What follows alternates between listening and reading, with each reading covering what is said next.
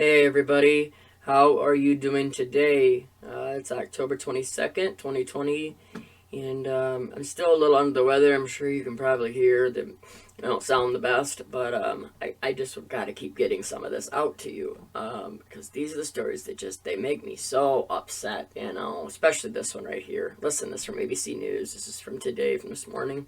It says, deaths, hospitalization, and at least 68 CV19 cases after week-long church event. Did you see this?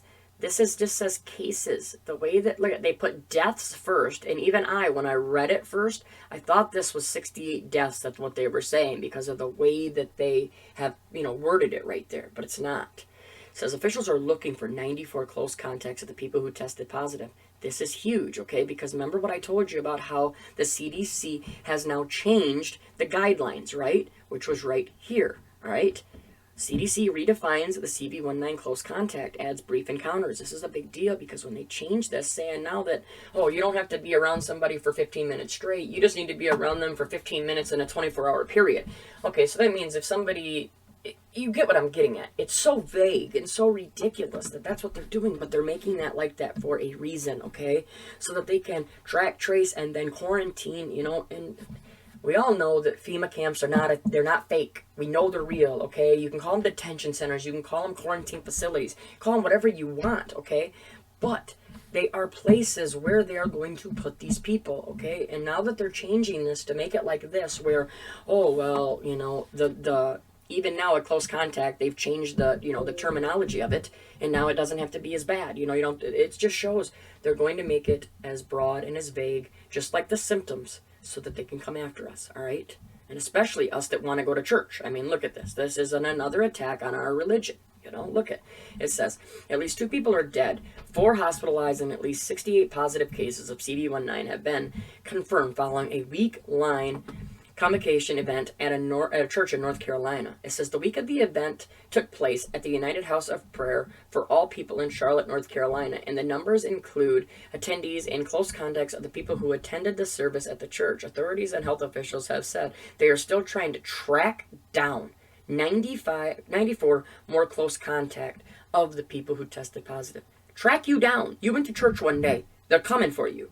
Do you get it? Do you see it? I hope so. Health officials in Mecklenburg County have said that they have contacted local health departments in North Carolina, South Carolina, Georgia, New Jersey, and New York to warn of the possible cases tied to the event. We are aware that there were convocation activities throughout the week, the local health department said in a statement obtained by ABC News. Following initial case investigation, it was determined that the early cases were most likely connected to the larger event held on Saturday and Sunday. Look at this. Were most likely. Oh, so it's not even for sure, right? You don't even know for sure, but yet you're tracking people down, you're calling other states. Do you see a red flag here? Do you see a problem with any of this?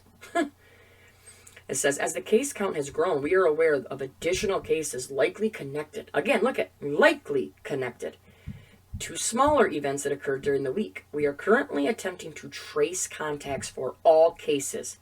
Yeah, you heard that. For all cases. Anybody who went to that church, they're looking for you. This is insane. Who participated in any of the activities out of an abundance of caution. Here we go, right? For your own good. We recommend anyone who participated in any of these events to closely monitor for CV19 symptoms and get tested as soon as possible. They're coming for us. It's coming. Don't get scared. Just plan ahead. We've known it for a long time. They're coming, right? They're coming with testing and they're coming with a vax. So please, please, please prepare. Prepare today, all right? We are going to leave this video very short. My son is going to be home any minute. And as you can see, my computer is dying. So I need to end it right here. Everybody stay safe, stay strong. We'll talk to you soon. God bless.